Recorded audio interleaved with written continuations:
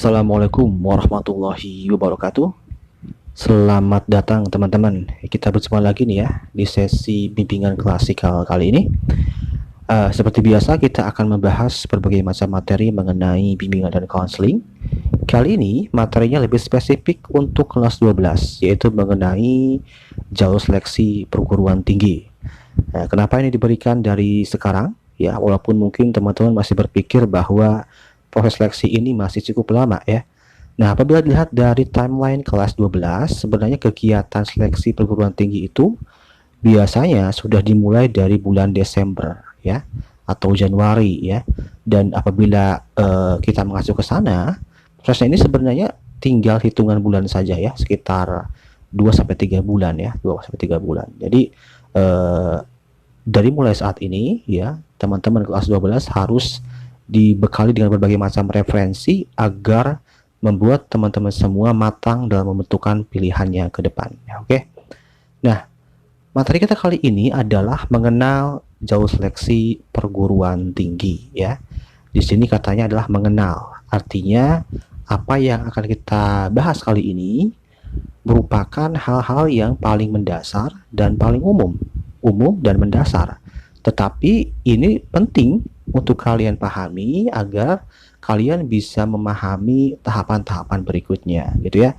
Karena kan nanti ketika misalkan SNMPTN sudah resmi dibuka dan SBMPTN dibuka, maka nanti insya Allah Bapak akan memberikan bimbingan secara teknis. Maka dari itu, agar nantinya teman-teman bisa memahami, maka dibutuhkan pengetahuan dasarnya dulu ya.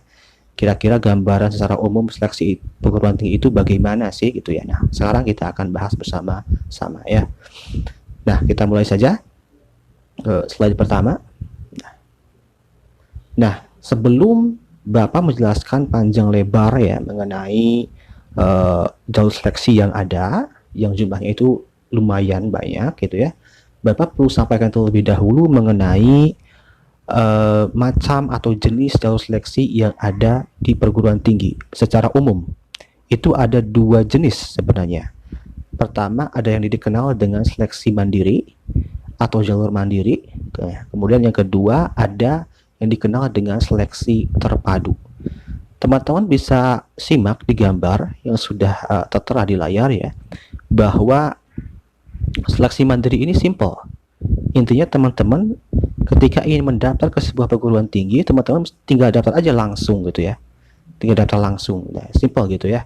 Tinggal daftar langsung. Tetapi ribetnya apabila teman-teman ingin mendaftar ke perguruan tinggi yang mungkin ada sekitar 3 atau 4 pilihan ya, teman-teman daftar 4 kali ya ke masing-masing perguruan tinggi tersebut. Jadi kalau gambaran secara umumnya ya, bagaimana teman-teman ketika mendaftar ke MAN 3 Tangerang ini, itu jalur mandiri ya, teman-teman datang langsung ke sekolahnya dan mendaftar gitu ya. Nah, yang kedua adalah jalur seleksi terpadu ya, terpadu. Bisa dilihat di gambar. Jadi seleksi ini teman-teman sebagai calon mahasiswa itu mendaftar ke sebuah lembaga seleksi ya. Nanti dari lembaga ini pendaftaran teman-teman akan disalurkan ke perguruan tinggi yang sudah teman-teman pilih ya. Bisa maksimal sampai 3 pilihan gitu ya. Jadi ini yang disebut dengan seleksi terpadu ya. Harusnya dari sini teman-teman sudah paham apa bedanya antara jalur mandiri dan terpadu. Nah, ke depan kita akan membahas lebih banyak mengenai seleksi terpadu. Kenapa demikian? Karena kalau membahas seleksi mandiri itu jumlahnya sangat banyak sekali, mekanismenya pun juga banyak sehingga tidak bisa disampaikan satu persatu ya. Tetapi yang akan kita bahas kali ini lebih banyak mengenai seleksi terpadu ya, di mana seleksi terpadu itu merupakan jalur seleksi juga yang paling favorit ya, dan diikuti oleh semua kelas 12. Jadi kita akan bahas lebih mendalam mengenai seleksi terpadu ya. Kita lanjut ke slide berikutnya. Nah, ini merupakan jalur seleksi terpadu yang populer ya. Populer. Kenapa populer? Karena memang setiap tahapan seleksi ini SNMPTN dan SBMPTN itu selalu menjadi topik yang hangat diperbincangkan ya, selalu menjadi trending topik di media sosial, apalagi ketika pengumuman kelulusan ya. Dan ini merupakan jalur favorit dari para siswa-siswi kelas 12 nih ya. Nah, kita akan bahas mengenai SNMPTN dan SBMPTN ya. Jadi SNMPTN dan SBMPTN ini diselenggarakan oleh sebuah lembaga. Lembaganya itu dinamakan LTMPT ya, LTMPT atau Lembaga Tes Masuk Perguruan Tinggi. Nah, di sini di SNMPTN dan SBMPTN ini merupakan jalur bagi kalian untuk masuk ke perguruan tinggi negeri atau PTN. Sebenarnya sih LTMPT itu ke swasta pun bisa, tetapi sejauh ini tidak ada PTS di LTMPT, yang ada adalah PTN ya. Jadi buat teman-teman yang mau masuk ke PTN, mendaftarnya adalah melalui SNMPTN dan SBMPTN. Ini untuk jalur terpadunya ya.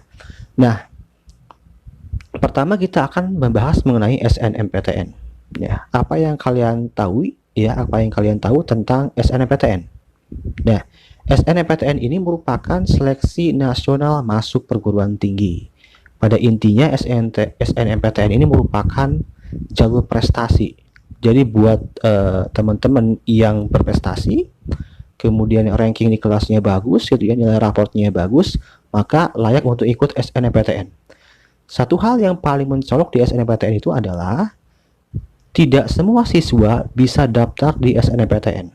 Dikarenakan yang berhak mendaftar adalah siswa-siswa yang eligible atau siswa yang terbaik ya, 40% terbaik ya. Ini bisa dilihat dari nilai raport, bisa dilihat dari prestasi non akademik, dari portofolio ya, dan lain sebagainya. Portofolio itu apa? Portofolio itu adalah bukti prestasi teman-teman, misalkan sertifikat, atau mungkin yang ahli di bidang olahraga dan seni itu ada video, ada foto gitu ya, dan lain sebagainya. Jadi itulah yang menentukan 40% terbaik untuk masuk SNMPTN. Jadi kurang lebih kalau kita melihat ya ke seleksi SNMPTN tahun lalu, itu yang bisa mendaftar di SNMPTN itu ada 119 orang. Sisanya itu tidak bisa ikut ya, karena ini di seleksi di sekolah ya gitu ya. Kemudian di SNMPTN ini bisa diikuti oleh semua jurusan, baik agama, IPA, IPS, semuanya bisa ya. Jadi buat anak-anak agama itu jangan khawatir ya, jangan merasa diabaikan. Di SNMPTN ini tetap anak-anak agama bisa daftar. Dan lebih penting lagi bahwa agama, IPA dan IPS ini memiliki kuota masing-masing, jadi akan dibagi secara adil. Biasanya seperti itu ya untuk masuk ke SNMPTN. Nah, jalur yang kedua yang disediakan oleh LTMPT adalah SBMPTN atau seleksi bersama masuk perguruan tinggi negeri. Nah, bedanya dengan SNMPTN adalah SBMPTN ini adalah jalur tes ya, jalur tes. Jadi, nah, bagi kalian yang ikut SBMPTN, kalian akan mengikuti tes yang disebut dengan UTBK. Ya, UTBK yaitu ujian tulis berbasis komputer, yaitu UTBK ya. Sama seperti SNMPTN, di SBMPTN juga bisa diikuti oleh semua jurusan agama, IPA dan IPS ya. Nah, bedanya di SBMPTN itu memungkinkan teman-teman semua untuk lintas jurusan gitu ya. Dari IPS misalkan pengen masuk ke jurusan-jurusan yang berbau IPA gitu ya, bisa.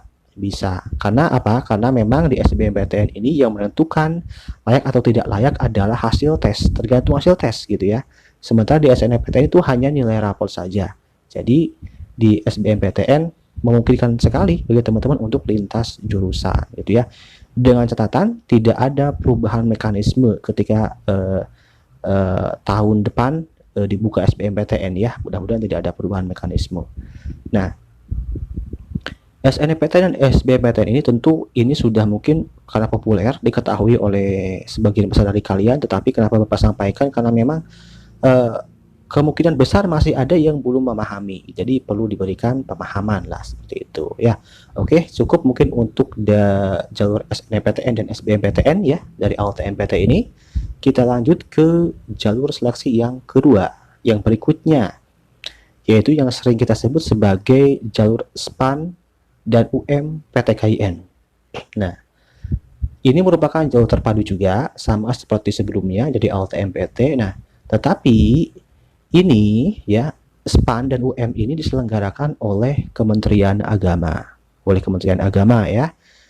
Nah, di sini ada dua nih, ada SPAN PTKIN dan UM PTKIN. Nah, SPAN ini apa? SPAN ini adalah seleksi prestasi akademik nasional. Jadi seperti namanya, ini merupakan jalur prestasi. Ya, jalur prestasi, silakan teman-teman sambil Bapak jelaskan, teman-teman sambil membaca ya, membaca alurnya. Nah, di sini ada istilah PTKIN. PTKIN itu apa? PTKIN itu merupakan ya perguruan tinggi keagamaan Islam negeri. Ya, jadi ini merupakan perguruan tinggi keagamaan. Kalau sebelumnya kan di SNMPTN, SBMPTN itu adalah PTN, tapi di sini adalah PTKIN, perguruan tinggi keagamaan Islam negeri. Contohnya apa? Contohnya adalah UIN Syarif Hidayatullah Jakarta.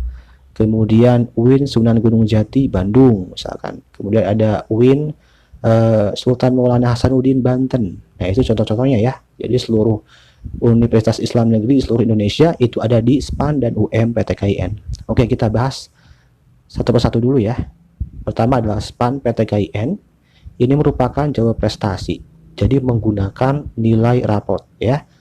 Nah, ini sedikit mirip dengan SNMPTN karena sama-sama menggunakan nilai raport, tetapi ada perbedaannya. Perbedaannya adalah di SPAN ini seluruh siswa itu bisa mendaftar atau berhak mengikuti SPAN PTKIN dengan mengajukan diri ke sekolah. Ya, jadi teman-teman bisa mengajukan diri ke Bapak nih, ke BK ya, mengajukan diri akan mengikuti SPAN PTKIN, nanti akan diberikan semacam password atau kode untuk mendaftar SPAN PTKIN. Nah, yang dilampirkan hanya cukup nilai raport saja gitu ya.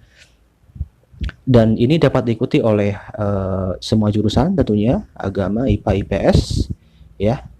Dan karena ini merupakan seleksi terpadu, maka bisa memilih lebih dari satu perguruan tinggi keagamaan Islam negeri atau PTKIN ya.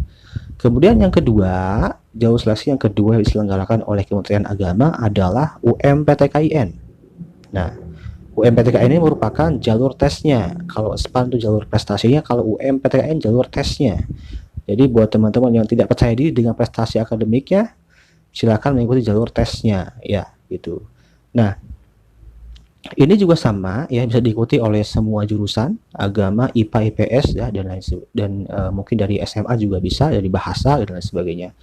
Nah, perbedaan SPAN dan UM dengan tadi SN dan SBMPTN. Nah, di SPAN dan UMPTKIN ini karena memang diselenggarakan oleh Kementerian Agama, jadi program studi yang tersedia adalah program studi yang berkaitan dengan rumpun ilmu keagamaan. Sebelumnya di sesi yang lalu kita sempat membahas mengenai rumpun ilmu di perguruan tinggi.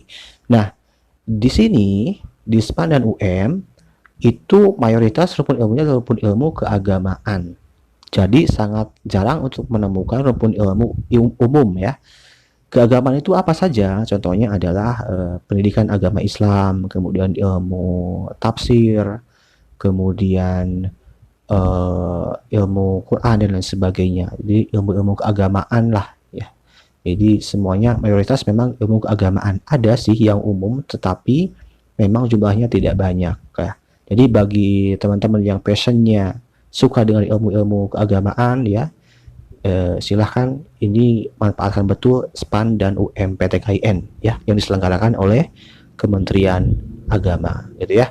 Oke, kita lanjut ke yang berikutnya. Yang ketiga, ini merupakan jalur seleksi sekolah kedinasan. Nah, jalur seleksi ini diselenggarakan oleh BKN atau Badan Kepegawaian Negara, di mana perlu teman-teman ketahui bahwa BKN ini merupakan lembaga yang sama yang menyelenggarakan tes CPNS ya, tes CPNS. Sehingga proses seleksi sekolah kedinasan ini pun diselenggarakan melalui sistem yang sama, yaitu menggunakan sistem SSC-ASN atau sistem seleksi calon aparatur sipil negara ya. Nah, berbeda dengan beberapa jalur seleksi sebelumnya, sekolah kedinasan ini memiliki kriteria yang cukup banyak ya, cukup banyak dan cukup kompleks gitu ya. Nah, Beberapa hal diantaranya mungkin yang bisa Bapak sampaikan adalah di mana di sini ada seleksi administrasi gitu ya. Jadi bertahap, apabila nanti seleksi administrasi itu tidak dinyatakan lolos, maka seleksi berikutnya pun tidak akan bisa dilaksanakan gitu ya. Hal lainnya misalkan juga di sekolah kedinasan ini mempertimbangkan masalah kesehatan fisik atau jasmani dan rohani, itu dipertimbangkan juga gitu ya.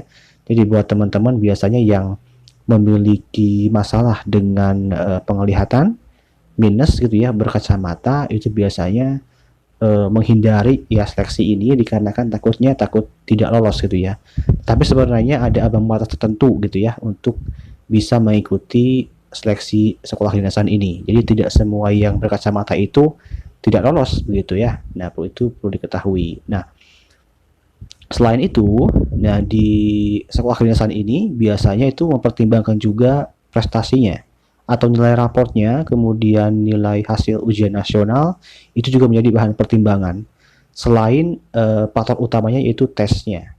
Nah, kalau di SBMPTN kita kenal ada UTBK, kemudian di di UMPTKN ada tes UMPTKIN. Nah, kalau di sekolah kedinasan ya, istilah tesnya itu adalah tes SKD atau tes seleksi kompetensi dasar ya, menggunakan sistem disebut dengan CAT ya, atau Computer Assisted Test gitu ya.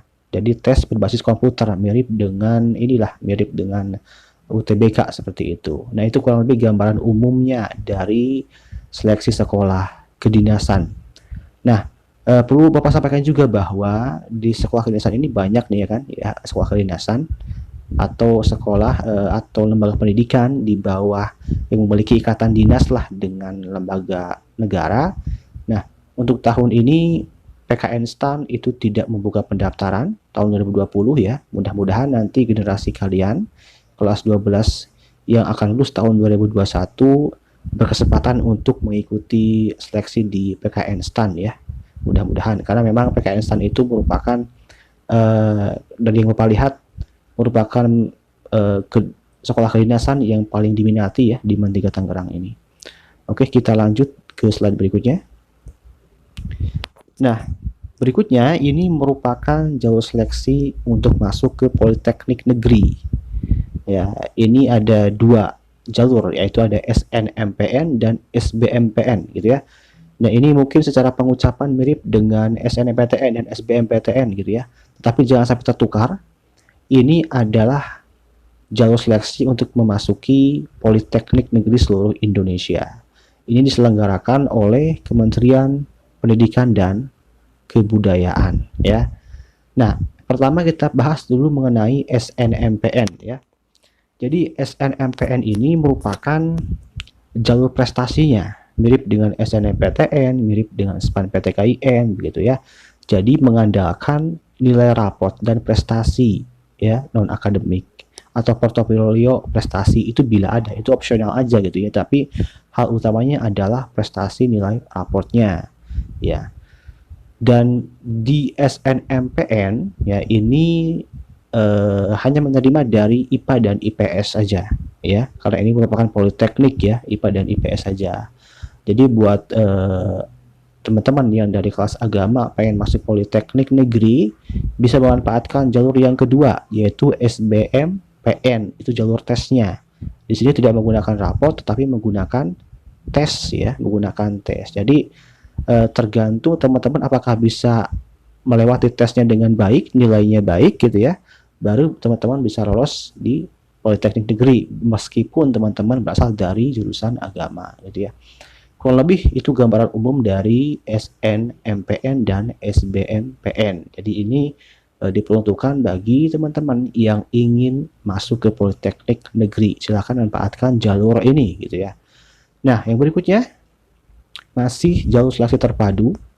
Ini merupakan jalur seleksi yang disediakan bagi teman-teman yang berminat masuk ke perguruan tinggi atau bidang studi atau program studi kesehatan ya, punya passion di kesehatan, ingin menjadi bidan, mungkin ingin menjadi perawat, apoteker dan lain sebagainya, silakan manfaatkan jalur ini. Namanya adalah Sipenmaru Bersama ya. Sipenmaru Bersama ini diselenggarakan oleh Kementerian Kesehatan Republik Indonesia. Ya, Bapak harapkan banyak siswa-siswi MAN 3 Tangerang nantinya yang bisa mengikuti jalur seleksi ini ya. Ada beberapa hal alasannya dikarenakan kita dengan kondisi pandemi saat ini itu mulai merasakan bahwa betapa pentingnya tenaga kesehatan ya, betapa pentingnya saintis, sehingga saya harapkan ya teman-teman kelas 12 nanti banyak yang masuk ke bidang-bidang kesehatan gitu ya. Nah, di Sipenmaru Bersama ini merupakan jalur tes ya, bukan prestasi tapi tes ya, sehingga ini memungkinkan juga untuk anak-anak agama dan IPS untuk masuk ke sini gitu ya, selama bisa melewati tes dengan baik dan hasil tesnya itu menentukan teman-teman lulus ya, lulus di sini gitu ya. Jadi ini berdasarkan tes.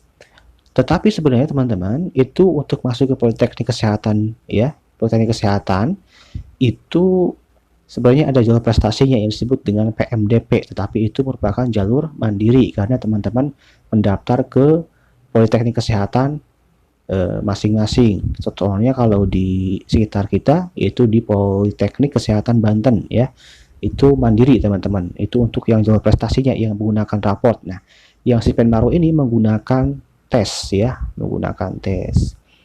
Nah, karena ini merupakan seleksi untuk masuk ke Politeknik Kesehatan, maka ada beberapa serangkaian tes yang tidak hanya tes tulis tetapi ada juga tes kesehatan dengan kriteria tertentu, misalkan tinggi badan itu harus 155 cm minimal dan masih banyak faktor lainnya begitu ya. Ini yang ada di Sipenmaru ya. Disilahkan bagi teman-teman yang berminat masuk ke dunia kesehatan, ke dunia medis, bisa mendaftar ke Sipenmaru Bersama ini. Oke.